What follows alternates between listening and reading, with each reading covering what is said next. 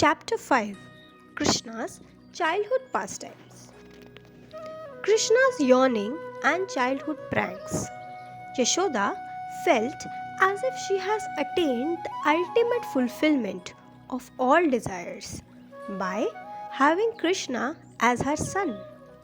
Gazing at the lotus feet of her darling pleased her more than pleasure itself. One day, Krishna yawned while Rajeshwari breastfed him. His yawning face appeared like a fully blossoming lotus flower. Yashoda saw the earth and its trees, mountains, oceans, and cities situated in Krishna's mouth. She also saw both herself and Nand Maharaj within his mouth. Perceiving this touch of her son's transcendental opulence overwhelmed Yashoda with astonishment. What more can be said? On another day, when Yashoda breastfed Krishna, she glanced lovingly at his lotus face and said, "Oh, my darling son, please open your mouth so I can see if any baby teeth have come in it." Yashoda saw his baby teeth looking like a tiny drops of her breast milk. In this way, Krishna fulfilled the desires of everyone, just as the rising moon creates happiness in all directions with its soothing rays. Every day it appeared that Pushti Devi, the goddess of satisfaction, directly served Krishna by ever increasing his pleasure. Sometimes Yashoda held Krishna to her breast and other times Nanda carried him about on his shoulders. Although Krishna is beyond the force of time, rules and regulation, by his free will he seemed to be following the laws governing human beings. At this time, Krishna, whose body is softer than petal of lotus, crawled around Nanda's courtyard on his hands and knees. Hearing the sweet tinkling of his own waist bells, Krishna stopped moving and looked with surprise. Turning his conch shell shaped neck, he glanced curiously over his shoulder. Seeing these childish antics of Krishna filled Mother Yashoda's heart with inconceivable joy. Crawling across the room, Krishna eventually came to the door leading outside. Birds sat on the arcs over the jewel-inlaid doorways. Seeing the birds' forms reflected in the jewels, Krishna tried to touch them with his soft reddish fingers, which resembled the pink color of the sky at dawn. The elderly gopis relished these simple yet sublime pastimes of Krishna Kumar. Krishna is completely made of transcendental consciousness, yet he appears to act like an ordinary human child. Although he has assumed a charmingly soft and enchanting beautiful form, he is actually the concentrated form of the absolute truth. Just for fun, Krishna crawled around like a little baby, pretending to be learning about the world. By such pastimes, he filled the Vrajvasi ladies with joy. Sometimes the elderly gopis joked with Krishna and affectionately asked him, "Point to your face, point to your ear, where are your eyes?" Krishna answered by touching to those parts with his delicate leaf-like fingers. The ladies continued, "Krishna, show us your teeth." Krishna put his lotus hands to his mouth, smiled and replied shyly, "My teeth have not yet come out." The wife of Upananda asked Krishna, Who is your father? Who is your mother? Please tell us. Again, beaming that irresistible smile, Krishna Kumar pointed towards Yashoda and Nanda Baba with his leaf-like hand. The Vrajagopas thrilled with bliss to see this. One nurse, brimming with material affection, tested Krishna's speaking ability. She said, "Can you say the names of your parents?" Krishna answered with distinct, softly spoken words. Then, to everyone's amazement, Krishna Kumar transgressed the rules of Sanskrit by combining the first syllable of the word Mata, mother, and the second syllable of the word Tata, father, and said Mata again and again. Sometime later, Krishna crawled into a room full of gems and jewels and became afraid upon seeing his own reflection in the jewels. In his enchantment, he tried to erase the reflection with his hands, but he could not remove the image at all. Overcome with fear, Krishna climbed up on Yashoda's lap in order to escape. Krishna tried to stand up and take few steps on his own. Falling on his bottom, he would look unhappily at Yashoda and cry for a moment.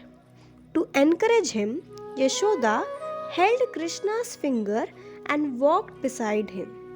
Then that lotus face, which had previously wilted from crying, blossomed with a bright smile. Thus, Krishna brought great joy to Mother Yashoda with his moon-like face, which bathed his body in the nectar of gentle beauty. One day, Radharani's grandmother Mukhara played a joke on Krishna by asking, "Oh darling, go fetch the large clay pot, the low wooden seat, and the drinking cup." With a mild smile on his face, Krishna gingerly held some of the articles in his hand while balancing the remainder on his gorgeous belly. After walking some distance, Krishna rested a little and then slowly lifted those articles and brought them all to Mukhara.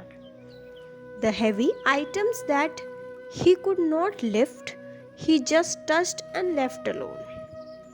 Then the wives of Upananda and Sunanda arrived and asked Vrajaraj Nanda if they could see Krishna. Due to having previously worshipped great devotees like Narad Muni and others, the wives of Upanand and Sunand achieved the rare fortune of seeing the charming lotus feet of Krishna. They lifted Krishna onto their laps and said, "Oh darling, you are the son of a king, so just drop these things. Such work is not proper for you." They then rebuked Mukhara and threw away the things Krishna had carried. In so many ways, the village ladies joked with Krishna. One elderly gopi said, "Oh my beloved Krishna, if you dance for me, I will give you some sweet butter." Krishna danced with delight for the pleasure of Yashoda and the gopis by gracefully moving his legs and gesturing artfully with his hands. At another time, one gopi smiled and said, "What is that, darling? That looks like a golden doll. Is that beautiful golden line adorning your chest your wife?" Everyone laughed when Krishna agreed by smiling and slightly moving his head from side to side. At other times, Yashoda affectionately dressed Krishna with exquisitely fine, beautiful yellow cloth that complemented his attractive waist. Unaccustomed to such opulent dress, Krishna felt bothered by it, so he tried to take it off while frowning and crying. Yashoda greatly enjoyed watching Krishna throw away his clothes. Once, the housewives of Vrindavan sat in a lonely place braiding Yashoda's hairs and decorating her with her favorite jewelry. Suddenly, restless Krishna snatched the ornaments from Yashoda's body and tried to put them on again in wrong places. Thus, Krishna, with a splendid necklace hanging from his chest, gradually completed his crawling pastimes, Charana Vihar. Watching the babyhood pastimes of his beloved son, immersed Vrajaraj Nanda in an ocean of bliss. Now, we will describe more of Krishna Balram's nectarian pastime. In order to see Krishna's childhood pastimes, the demigods had previously worshipped Devaki. But even more venerable than the demigods is Rohini, the mother of Balram, who had performed an unlimited number of pious deeds. She existed as the embodiment of piety. That person whom Rohini carried within her womb took birth before Lord Krishna. Rohini was famous because her son manifested both the majesty and the sweet love of the absolute truth. All the great sages and realized saints have glorified Rohini, the mother of Baladev. Krishna and Balram behaved just like ordinary human children. The beautiful display of their pastimes seemed like the moments of emeralds and crystal. When they played together, Krishna and Balram looked like a monsoon cloud and moonbeams. A white lotus and a blue lotus, a pure white swan gliding on the ice blue waves of the Yamuna, or a ray of moonlight shining through the darkest night. The fantastic transcendental pastimes of Krishna and Balram far surmounted the frivolous play of ordinary children. The spiritual bodies of Krishna and Balram glistened like the attractive glow of blue sapphires and pure crystals. When Balram embraced his brother in a playful mood of ecstasy, Krishna looked like a blue gel held within a conch shell. Seeing the mixture of their brilliant effulgence, Yashoda could not tell them apart. At such times, she often mistook Krishna for Balram. During their childhood, Krishna and Balram behaved very naughtily. Taking sticks in their hand, they used to chase ferocious animals. Sometimes they ran into blazing forest fires or dashed in front of proud bulls while fearlessly trying to grab their horns. These actions terrified Yashoda and Rohini and filled them with apprehension and concern for their beloved boys. The name giving ceremony of Krishna. Vasudev, the embodiment of pure goodness, sent the most famous priest Garga Muni to Gokul to perform the name giving ceremony of Krishna and Balram. By his purity, Vasudev blessed everyone and liberated his ancestors from their sinful reaction.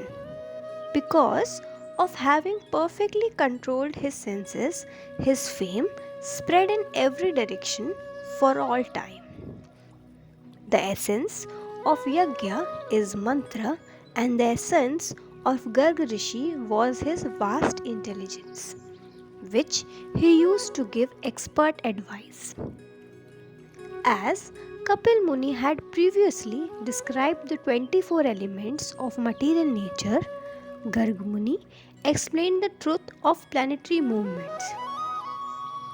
He perfectly understood the four Vedas and the 22 different innotations of chanting Vedic mantra. As the ocean is the source of all rivers, Garg Rishi stood as a rich storehouse of all branches of Vedic knowledge. As the sun removes darkness and manifests simultaneously in many places, Garga Muni destroyed the ocean of ignorance and became famous everywhere for his austerities.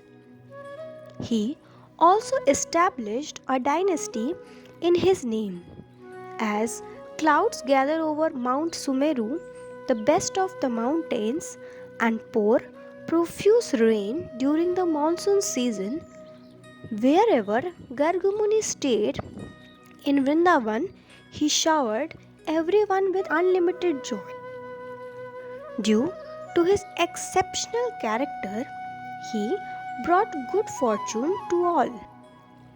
Gargamuni, the Acharya of the Yadu dynasty, did not immediately disclose the reason for his visiting Nanda Maharaj.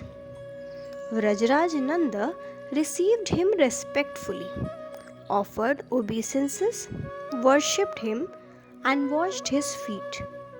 Serving the great sage filled Nanda's heart with remarkable bliss. Afterwards, Nanda Maharaj took Garg Muni to a private place, sprinkled the sage's Charnamrit on his head, and spoke submissively. O best of the sages, saints of your caliber show compassion to others by your exemplary behavior. You remove the suffering of birth, death, disease, old age, and other miseries. Without a doubt, sages like you sanctify the world. Indeed, I have attained unlimited fortune by drinking your Charnamrit. Simply a particle of dust from the feet of a realized soul like you, who possesses all auspicious qualities, can liberate the entire universe from mountains of sin. Those who worship saintly person usually have many desires to fulfill. Simply by seeing you today, the creeper of my desire has borne fruit. Although you are physically strong, you are devoid of desire. You act only to benefit others by relieving their distress. Your presence here has made my life successful, so I need not ask why you have come. But listen, I have something to say which you may not like. I am praying to you because you are famous throughout the world for your compassion and selflessness. Your glories illuminate the whole world. I am disturbed by various anxieties, but I feel somewhat afraid to approach you because of your exalted position. Nevertheless, since your heart is very soft, I feel inclined to reveal my mind to you. O Master, the fame of Anakdundubi, Vasudev, is heard throughout the world like the sound of a Dundubi drum. I will be pleased and indebted if you publicly announce the names of our two sons, Ram and Krishna. Please perform the necessary rituals for their auspicious name giving ceremony. Favorably inclined, Gargumuni replied, O Vrajraj, your humility conquers the heart of everyone, and your submissive request is free from pride and arrogance. As the soothing rays of moon bring pleasure to the Kumuda flower, I will satisfy your cherished desire in all respects. There is no one in this world like the wicked king Kamsa. He is notorious for his cruelty and cannot stand to see anyone else enjoy. He is like a poisonous fruit on a dangling creeper. He defeated the demigods and put everyone in distress. Now, without any challenge, he has seized control of your country. Kamsa is always meditating upon the son of Vasudev and inquiring about his whereabouts. He hisses loudly like a snake hiding in a mountain cave. He knows I am the Acharya of the Yadu dynasty. Therefore, O Vrajraj Nand, if I perform the auspicious name giving ceremony of your son, then the inimical kings who are moving amongst us in disguise will ultimately disclose the news to that wicked king. All the sinful kings of the Bhoja dynasty will treat us cruelly due to their malice. And among them, Kamsa is envious and malicious. As a fire burning within a tree causes continual pain, such kings give relentless suffering to others. It is very difficult, therefore, to execute this ceremony. Overwhelmed with lamentation over Gargamuni's word, Nand Maharaj replied, O my master, your statements are certainly correct. Is there anyone alive who could be envious of you? O affectionate one, the foolish people will not know if we secretly hold the name giving ceremony in my house. Besides our four eyes, there will be no other eyes to see. No one else will find out if we observe the ceremony along with my intimate family members. Since you are the embodiment of fortune, your presence alone can easily remove the misery of material existence. There is no need for the external pomp of drums, cymbals, and other musical instruments. You alone can perform the ceremony by chanting all the necessary hymns and mantras. Gargamuni's face beamed happily upon hearing Nanda's words. As a glass ball of oil reveals the object within it, Gargamuni's executing this service showed his inner prem rasa. Mother Yashoda and Rohini then brought Krishna and Ram before the great sages. While gazing at Krishna, Gargamuni mused, the body of this little boy holds within himself all the truths of Upanishads, and he firmly establishes the existence of God. Is he a flower on the desire tree, causing all good fortune? Is his form the origin of nectar ocean of condensed bliss? Gyanis see him as Brahman or the Lord of the universe. Mental speculators see him as the Creator. Mystic yogi see him as Supersoul, and saintly devotees worship him as Bhagavan. Although beyond the influence of time and space, that very same personality of Godhead plays in the lap of his pure devotees, Nanda and Yashoda. Oh, what an amazing sight! Is he the causeless origin of a beautiful light within the dense darkness of ignorance? Ah, his form is completely astonishing. Though reclining on the lap of his mother, he floods my heart with a stream of joy. His darshan satisfies my eyes like a lamp of cooling camphor. The fragrance of his body resembles the sweet smell of burning agru and sandalwood. Krishna causes my body to manifest ecstatic symptoms such as shaking, hair standing erect, and mental bewilderment.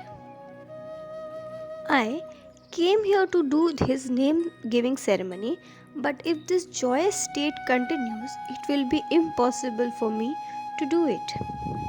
Considering the situation, Garg again pondered. If I hold on to his feet, everyone will say, "This Gargmuni has gone crazy." If I embrace him to my chest, people will say, "I am acting frivolously." Alas, if I hold back and do nothing, I will become filled with anxiety and lose my patience. But never mind, let it be like this. Today, my life has really become fortunate. My eyes have attained perfection. My learning and exalted birth have now become blessed. The Lord has shown his compassion upon me and made my life successful by making me the Acharya of the divine Yadu dynasty. Thinking thus, Gargmuni simultaneously drank nectar and bathed in ocean of bliss. Due to this, he seemed to be sleeping though awake, to be in illusion though wise, to have fallen unconscious though alive, to be blind though seeing, to be deaf though hearing, to be speaking though appearing dumb, and to be frivolous though patient. Yashoda and Rohini brought Krishna and Ram to Gargmuni. Full of all good fortune, these two boys remove all misfortune. Before naming the children, Gargmuni blessed them by chanting auspicious mantras. After dispelling all negative elements, Gargmuni selected appropriate name and initiated the ceremony saying, "The son of Vasudeva is as powerful as the Supreme Personality of Godhead, and he shall be named Bala because he possesses extraordinary power. In the future, he will enjoy wrestling, so he will also be called Baladev. Sometimes his friends will defeat him in the sport of cracking jokes. At that time, they will say, 'O Dev, now show us your strength.' For his relishing of Hasya Rasa, he will be called Balaram. He is the personification of fame and perfection and more glorious than the Creator. Since he will attract all peoples and remove their sins, the name Sankarshan also befits him. Handsome and pleasing to everybody, this boy will become famous as Ram. Because he will show extraordinary strength while playing, he will be called Balram. As Bhakti Yoga is found among the four castes, your youngest son appears in four colors: white, red, yellow, and dark blue. Although your son resembles the hue of a blue sapphire, in every millennium he manifests a different color to show his compassion. In Satyug, the people lived religious lives free from sin. Your son appeared in that age in a white color. In Treta Yuga, fire had three names: Dakshine Agni, Garhapatya Agni, Ahavanya Agni. In that age, your son appeared as the combination of these three fires, known as Yagya. In Dwapar Yuga, the Lord appears in a dark blue color resembling the Shama color, dark blue complexion of your son. In Kali Yuga, the age of quarrel, he has a golden color. He will be addressed as Krishna, which is combination of 5 letters: Ka, Ri, Sa, Na and A. By the first four letters of his name, he assumed the different colors of the four yugas. His present Shyama color signifies Vishnu, which is indicated by the last letter of Krishna's name. Therefore, he who now assumes the color of a blue sapphire is the origin of all other Yuga avatars and shall be known as Krishna. He will be called Krishna for his ability to attract the hearts of his lovers and take away the sins of his devotees. The word Kri means existence and the letter Na signifies bliss. His primary name is Krishna because he is the personification of bliss and eternity. Sometimes your younger son combines with Yog Maya to appear as the son of the liberated soul Vasudev. For this reason, he will also be known throughout the world as Vasudev. Your son has all qualities of Narayan such as mercy, forgiveness, truthfulness, and cleanliness. Saraswati, the goddess of learning, has put these concepts in my mind. Although Narayan is equal to Krishna, your son is the origin and Narayan is his expansion. Since your son possesses the power to maintain the universe, everyone will call him Narayan. Not just Saraswati proclaims this, but I also agree. My words fail to reach the extent of your son's unlimited glories. Nand Maharaj, you are fortunate to have such a phenomenal child. By his mercy, you will easily overcome all difficulties now and in the future. Not only that, but anyone who loves your son will have all his desires fulfilled. Though the Pandits have attained the rare fortune of knowing everything, still they will not be able to fathom the identity of your son. Do not reveal this confidential truth to anyone. Then Gargamuni picked up Krishna, who removed all distress, and placed him on his lap. From the touch of Krishna, the sage experienced ecstatic symptoms such as horripilation and hair standing erect. At that moment, Gargamuni thought, "Aha, this boy is displaying unprecedented effulgence. How can this child's transcendental brilliance appear along with the material objects such as kajal, a cloud, a blue lotus, and a blue sapphire?" Expert pundits have explained this by saying that the Brahman has appeared on the earth as the effulgence of your jewel-like son. After giving the boys a final loving embrace, Gargamuni placed them on Nanda's lap and prepared to leave. Nanda Maharaj stood up and respectfully escorted Gargamuni outside. Krishna's pastimes of stealing butter. Krishna's pastime of crawling about and drinking his mother's breast milk gradually stopped. Soon he walked on his lotus feet and started stealing butter. Is there anyone who did not feel unlimited bliss when the Lord, who is very source of bliss, enacted his childhood pastimes? One day, when no one was looking, Krishna began his pastimes of stealing fresh butter.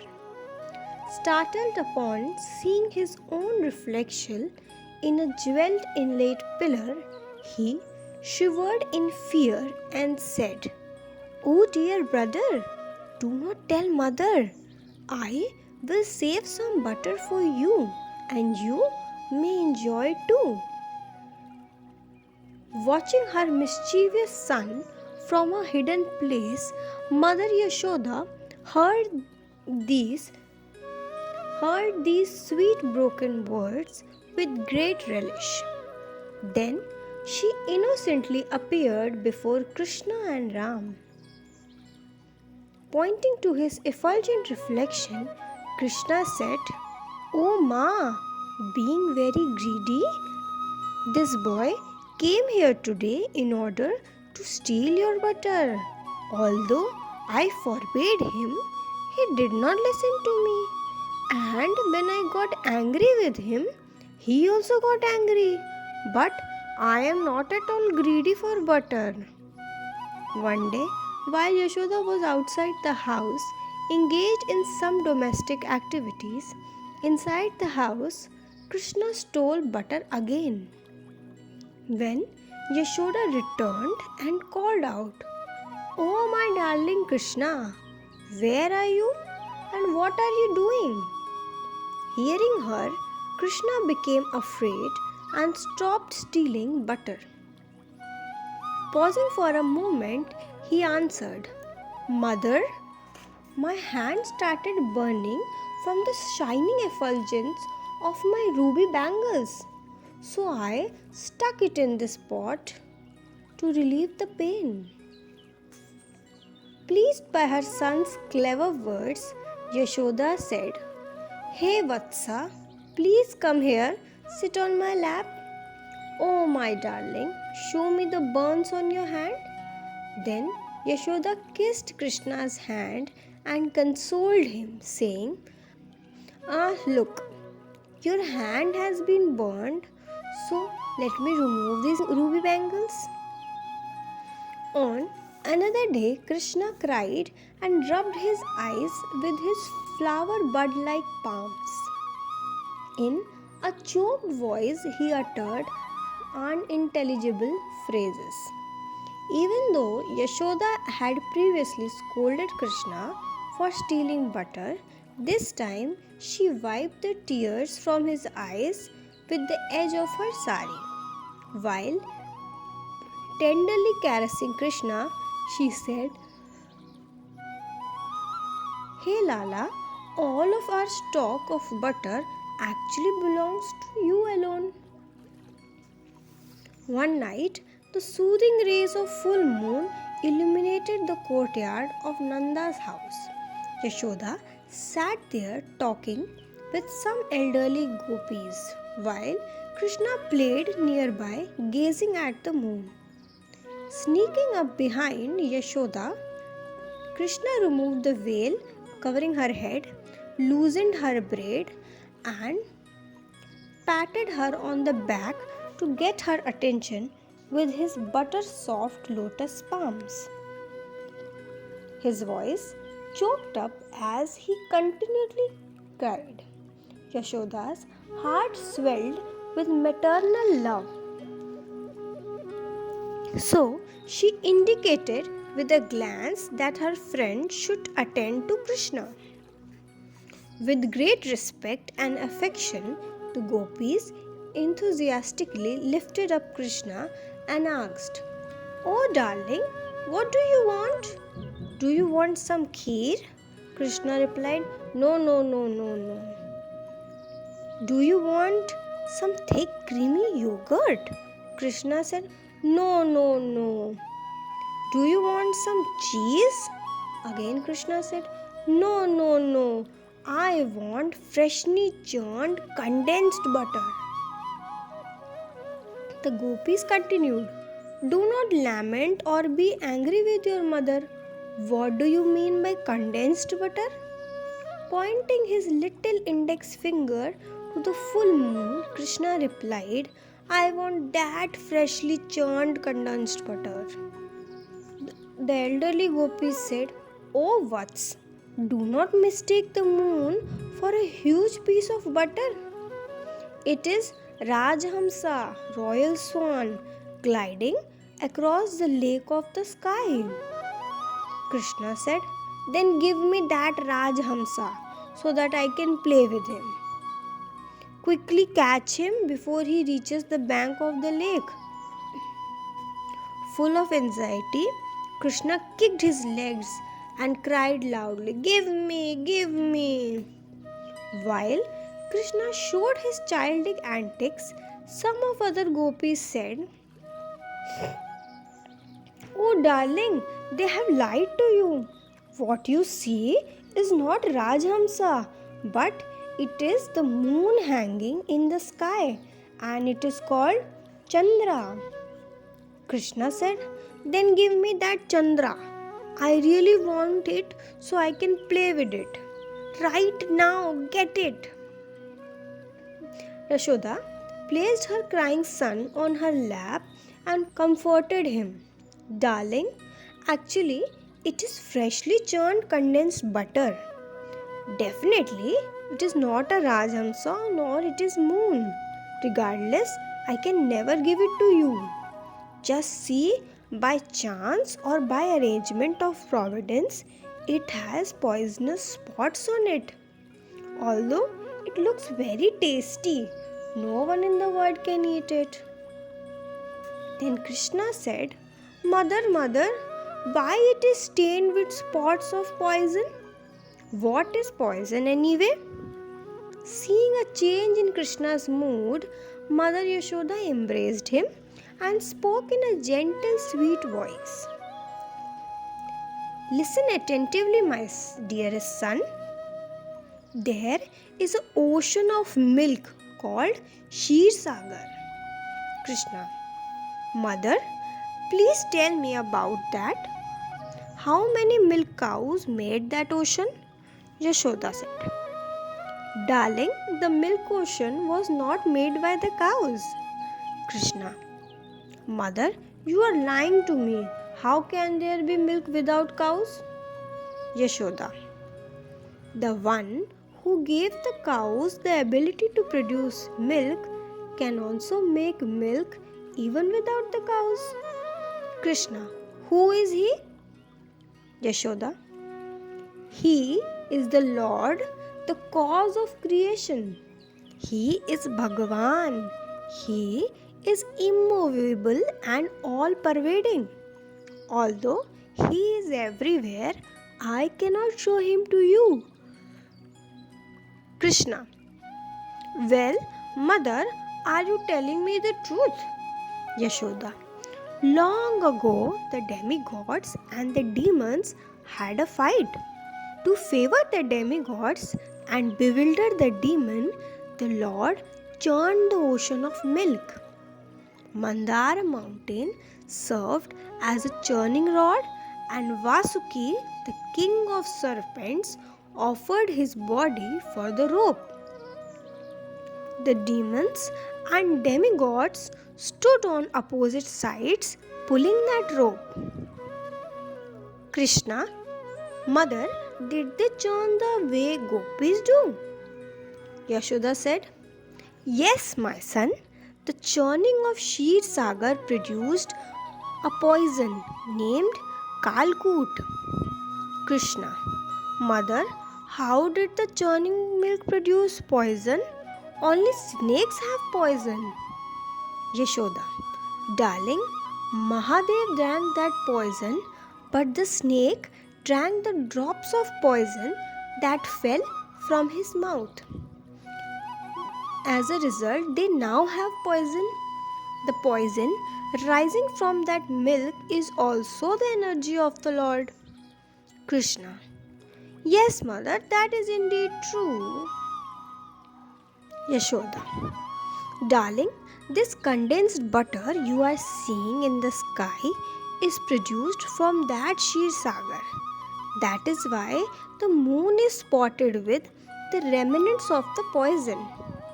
Look carefully. Do you see it?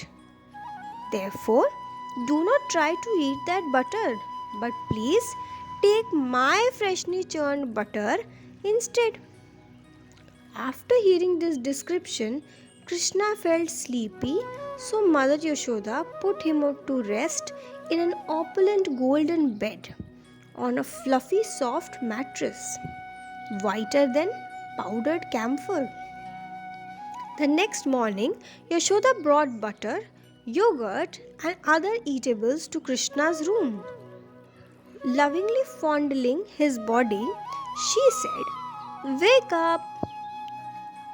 God forbid you seem to be weak from not eating sufficiently yesterday."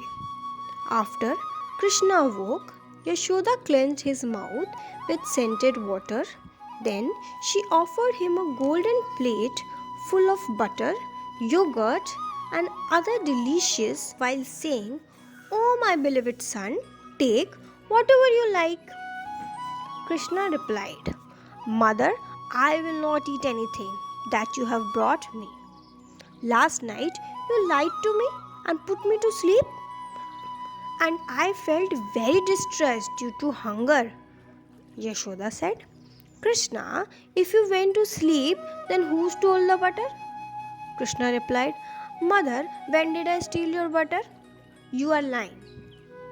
With his charming transcendental pastimes, Krishna continually captivated the heart of Mother Yashoda.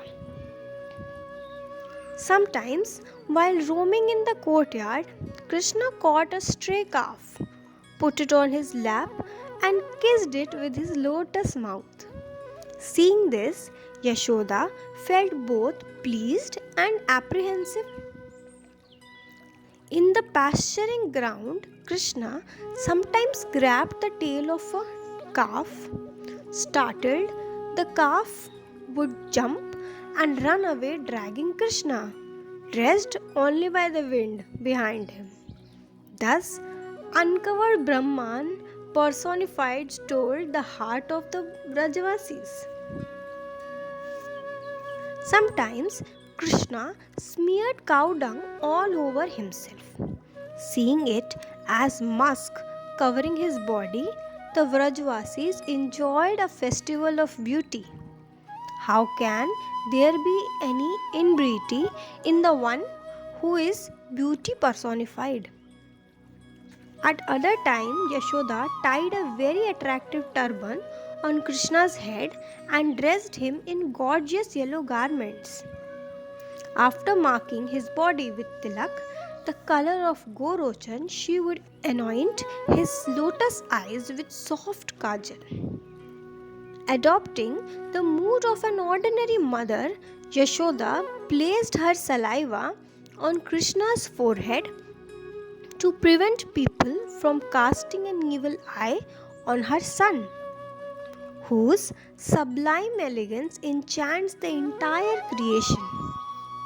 While playing in the courtyard of the gopis, Krishna often wore a necklace of tiger nails set in gold and a waist belt bedecked with costly jewels.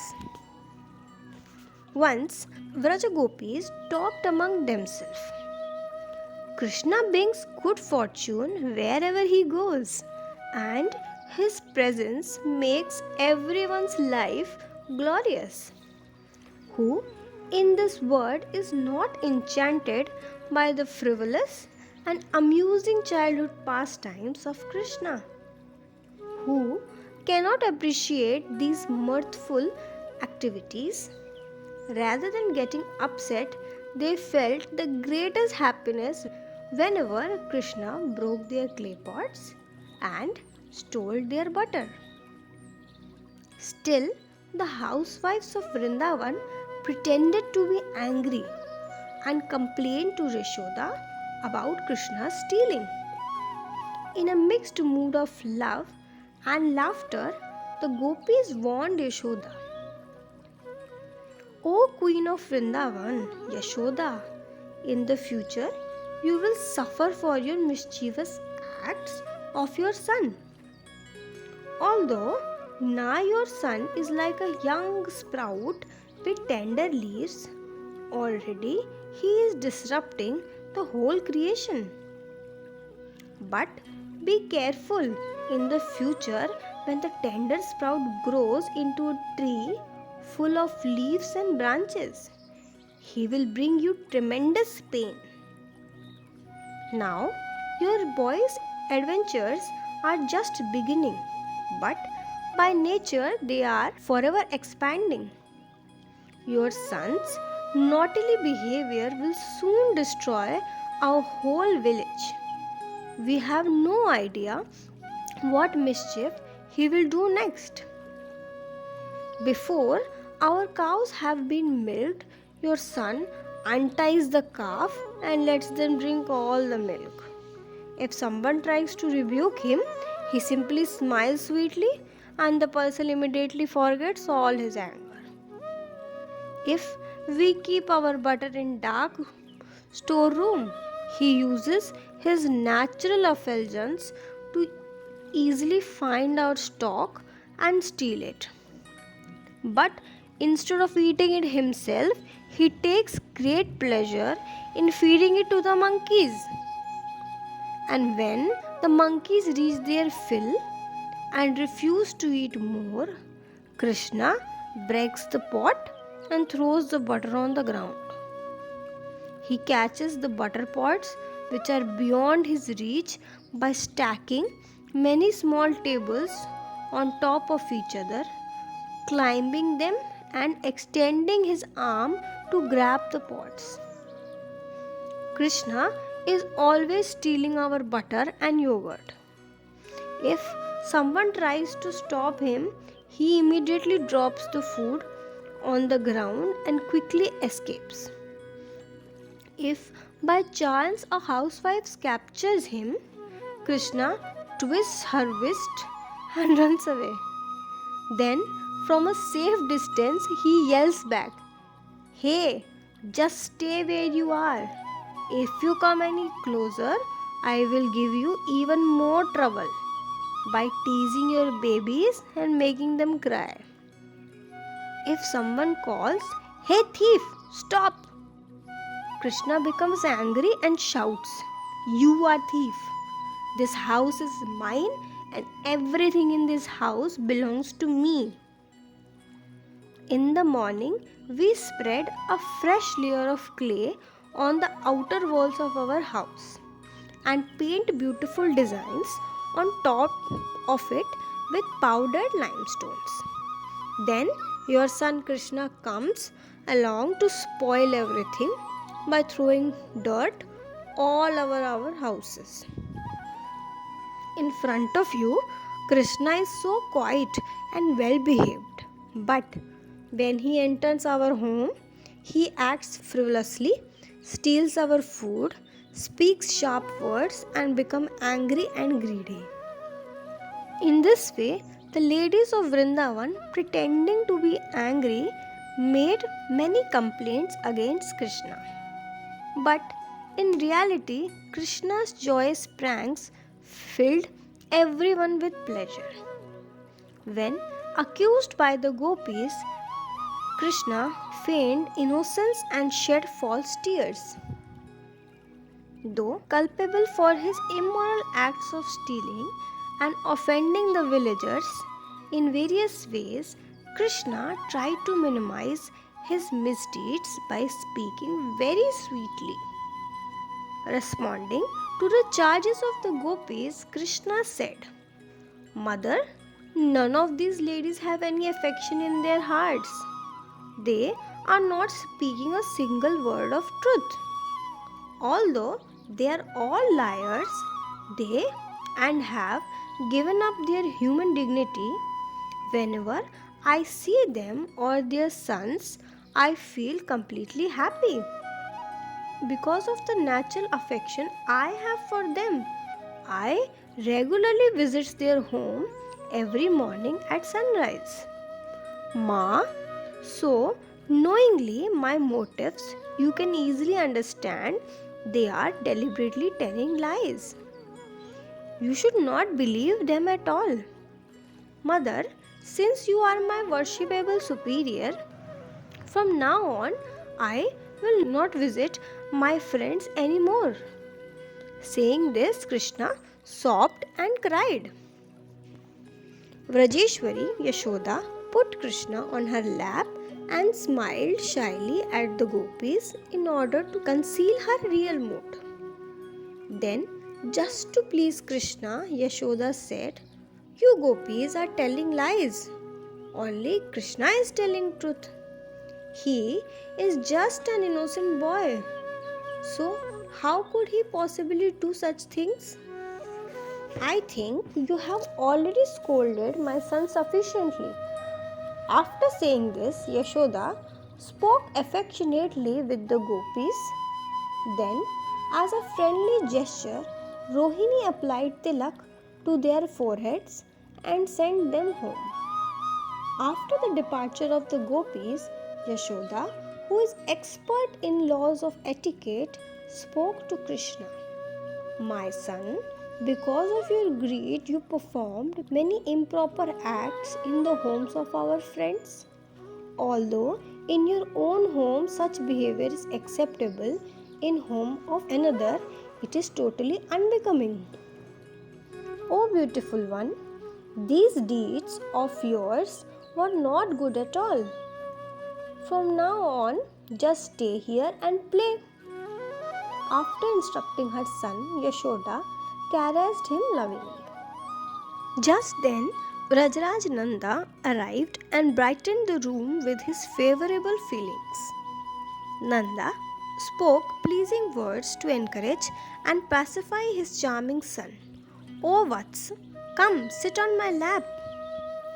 Leaving Yashoda's lap, Krishna climbed up on Nanda's lap and wrapped his arms around his father's neck.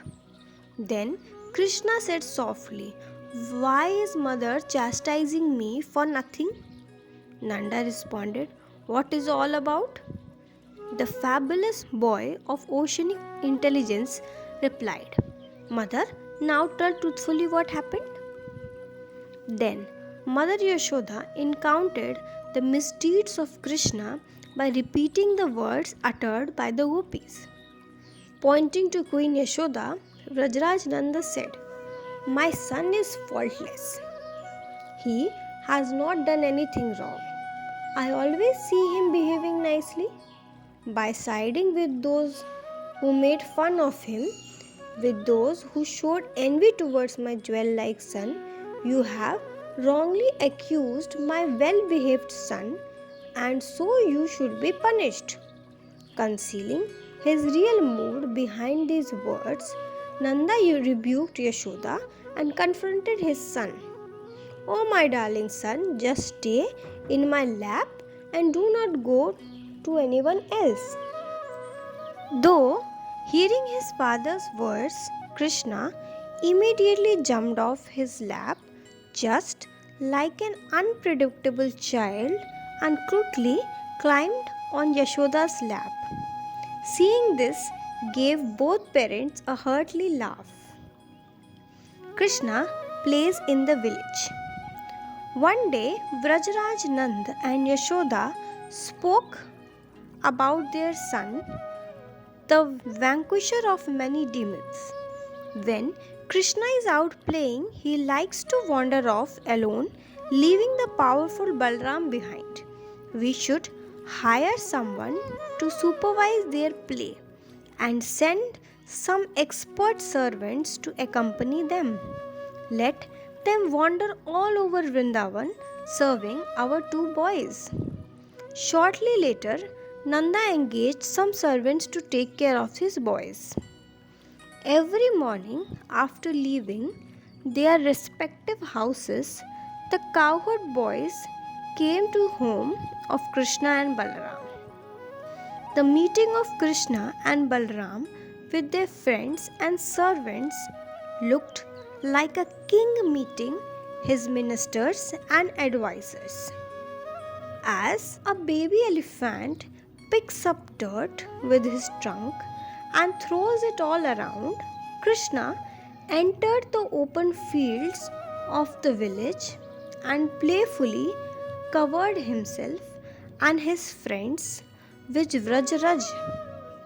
At this time, Krishna used to sport with both young boys and girls of the same age. Sometimes Krishna quarreled with the Gopas and Gopis and beat them, and other times they beat him. Krishna responded by laughing, getting angry, or by not reacting at all. Playing in the dirt, built houses, a toy wall, or a small town. Other times, he broke the dirt houses of his friends and then broke his. When Krishna rebuilt his house, they would break it again.